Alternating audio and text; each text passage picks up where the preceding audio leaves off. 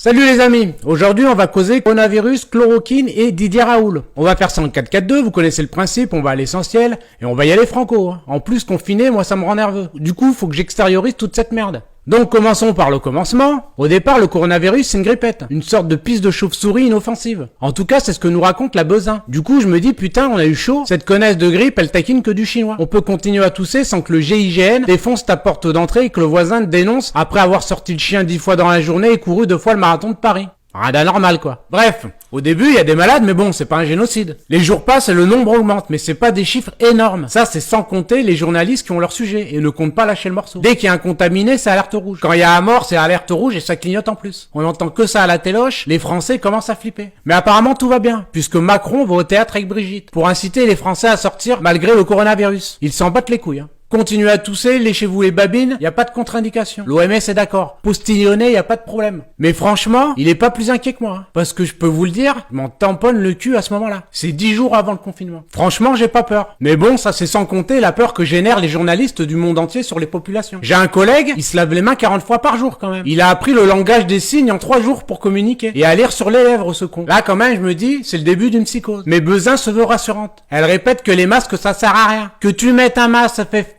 ou un masque 2 €, c'est la même chose. On a une ministre, elle sait pas comment enfiler le bidule. Elle a beau tourner le bordel dans tous les sens, rien à faire. C'est un Rubik's Cube ce truc. Donc forcément, elle est ministre et elle galère. Donc toi qui fais partie de la populace, c'est juste pas possible. Ça paraît simple comme ça. Mais non, c'est plus difficile que d'enfiler un slip apparemment. Autre information importante, dans la culture chinoise, le ciel donne un mandat à l'empereur pour gouverner ses sujets. Lorsqu'il le retire, une catastrophe s'abat sur le pays. Épidémie, tremblement de terre et tout le tintouin. Ça paraît con mais le mec y croit. Il a contraint la population de Wuhan à rester confinée chez elle. Il construit en quelques jours des hôpitaux, envoie des équipes dans chaque maison, prendre la température de chaque habitant, à traiter les personnes infectées au phosphate de chloroquine, emballer c'est peser, y a plus rien à voir, vous pouvez circuler. Forcément, quand Pernod te monte au trésor un hôpital se construire en 10 jours, c'est impressionnant. Même moi, je me dis, putain, il y a anguille sous roche. Chérie, prépare le caddie, faut faire un stock de PQ pour pas mourir de faim. Car comme vous le savez tous, c'est le b.a.-ba du survivaliste que d'acheter du PQ quand on risque de mourir de faim à cause de la pénurie. Donc moi et ma femme, en bon survivaliste qu'on est, on rentre dans le premier Leclerc qu'on trouve. Et là, la guerre commence. Il y a une vieille qui a la main sur le rouleau de PQ Moltonel de chez Lotus, l'autre elle croit qu'on est dans le monde d'avant. Celui de la courtoisie où elle pouvait se permettre de passer devant toi à la caisse l'air de rien. Grosse erreur d'appréciation de la vieille. Coup de tête balayette, ma femme la termine à coup de latte, clé de bras en hyperextension, étranglement, et on rentre à la maison tout content d'avoir échappé à l'impossibilité de nous torcher le cul. Même si entre-temps on a un peu oublié d'acheter de la bouffe. On se rendra compte un peu plus tard qu'il n'y avait pas de pénurie. Mais bon, mieux vaut prévenir que guérir, Après l'épisode du ravitaillement, nous on scrute les infos pour voir s'ils nous ont pas pondu un vaccin ou s'il y a un effet ralgant qui guérit cette merde. Et là, miracle, je vois qui? Didier Raoult, qui annonce le plus tranquillement du monde que la chloroquine guérit 75% des malades. Au début, je le vois le Raoult, me dis putain, il a un côté retour vers le futur, je sais pas. J'ai pas tout de suite confiance. Et McFly à côté, il m'inspire pas plus. Mentez pas, on s'est tous dit la même chose. Et 3 recherches après, j'apprends que c'est un microbiologiste mondialement reconnu qui dirige le plus grand centre français consacré aux maladies infectieuses à Marseille. C'est une pointure, Il fait pas dans le Doliprane, le garçon. Du coup, je me mange toute la série de vidéos. En plus d'en avoir dans le ciboulot, il se permet de remettre à sa place Patrick Cohen. Le gars, il marche sur les journalistes, il multiplie la chloroquine et guérit les malades. Jésus. Et je ressors de ma séance vidéo avec le retour de mon premier instinct, qui me disait de ne pas m'inquiéter. À ce moment-là, je me dis c'est plié. On a trouvé le remède, la semaine prochaine on est libérable. Ou au pire, le masque fera office de bracelet électronique. Il n'y a plus qu'à tester la population et en avant les loulous. Sauf qu'il y a un petit problème, qui a son importance. C'est qu'on n'a plus de masques. Je vous dis, c'est catastrophique, Plus t'avances, plus tu t'enfonces. Ce gouvernement, c'est une catastrophe. Bref, en 2011, il y avait près d'1,5 milliard de masques, dont 600 millions de masques FFP2. Marisol Touraine nous assure qu'en 2017, il restait 754 millions de masques chirurgicaux et 75 millions d'FFP2 en 2015. Et Olivier Véran nous rapporte qu'en début de la crise du coronavirus, il y avait 117 millions de masques chirurgicaux et 0 FFP2. Et en bon mathématicien qu'on est, on pose l'opération, 754 moins 117 égale 637. Où sont passés ces 637 millions de masques restants? Personne le sait. Est-ce qu'on les a envoyés à la Chine? On ne sait pas. C'est le flou total. Résultat des courses, en 10 jours, la Chine a construit 2 hôpitaux de 2500 lits. Nous, en 10 jours, on n'avait même pas encore terminé de monter 3 tentes militaires sur un parking à Mulhouse. T'as des infirmières qui fabriquent elles-mêmes leurs masques avec leurs soutifs. C'est quoi la suite? On se met un slip sur la tête? Là, il manque plus grand chose pour rentrer dans la catégorie des pays sous-développés.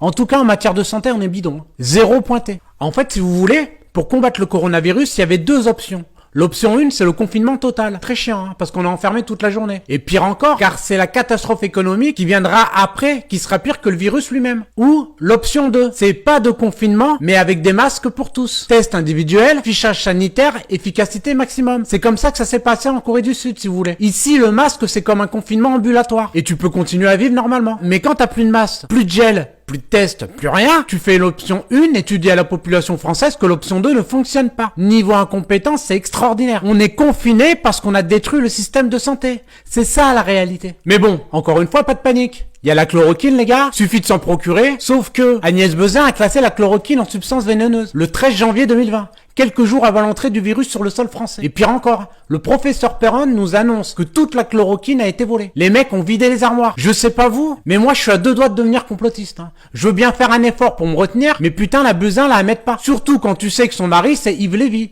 le patron de l'INSERM, et que le papier est signé Jérôme Salomon. Le même Salomon qui nous annonce que des tests seront faits sur la chloroquine et qu'on aura la réponse dans 6 semaines. Le temps que tout le monde crève, quoi, en fait. Sur un médicament qu'on connaît depuis des décennies. Ça veut dire que le trio Buzyn, Lévy, Salomon me gonfle. On se fout de notre gueule, littéralement. Alors, pour comprendre tout ce foutoir, il faut savoir qu'il y a un litige qui ne date pas d'hier entre les époux Buzyn-Lévy et Didier Raoult. En fait, Yves Lévy voulait la peau des IHU qui ont le statut de fondation indépendante. Trop indépendant à son goût et voulait la fin de ce statut pour avoir l'ascendant dessus. Et c'est là qu'Agnès Buzyn entre en jeu pour essayer de faire perdre cette indépendance au profit de l'INSERM afin que l'IHU soit piloté depuis Paris. Les instituts hospitalo-universitaires ont été créés en 2010 sur les conseils de Juppé et Rocard afin de stimuler la recherche médicale française avec le statut de fondation indépendante qui permet d'agir sans contrainte. En fait, si vous voulez, si le professeur Raoult a besoin d'engager un spécialiste ou d'obtenir une machine pour ses travaux, ça mettra pas 10 ans en passant par toutes les administrations et le bon vouloir de la signature de l'INSERM par exemple. Grosso merdo, c'est ça. Et cette spécificité ne convient pas du tout à Yves Lévy, qui n'a pas la main sur l'institution. Il a pas son mot à dire en fait. Un ancien ministre lâchera même au canard enchaîné. Yves Lévy a toujours voulu la peau des IHU. C'est un enjeu de pouvoir.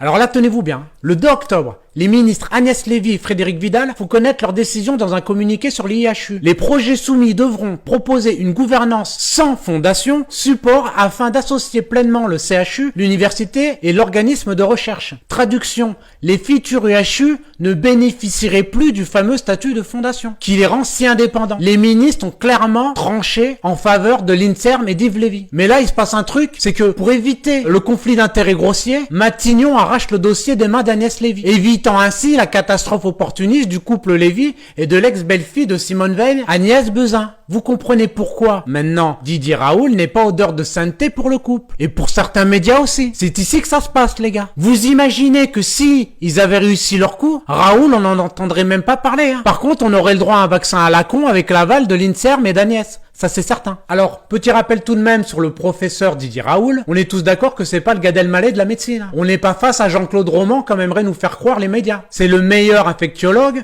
au monde. Le spécialiste mondial de la chloroquine. Donc, j'ai tendance à l'écouter. Il n'est absolument pas terrifié par cette épidémie. Et il accuse les médias d'installer une psychose. Il dira d'ailleurs, il y a dans le monde 2,6 millions de morts d'infections respiratoires par an. Vous imaginez que les 5 000, 10 000 ou même 100 000 vont changer les statistiques. Et il se pose la question, comment ce pays est arrivé dans un tel état que l'on préfère écouter les gens qui ne savent pas plutôt que ceux qui savent. Finalité, vous voyez où on en est ? On se retrouve tous enfermés comme des cons. Faut revenir à la réalité. La peur est beaucoup plus néfaste que ce virus. Sachez qu'en 2017, il y a eu 10 000 morts supplémentaires en hiver. On sait même pas si c'était de la grippe. Est-ce que les médias en ont parlé ? Non.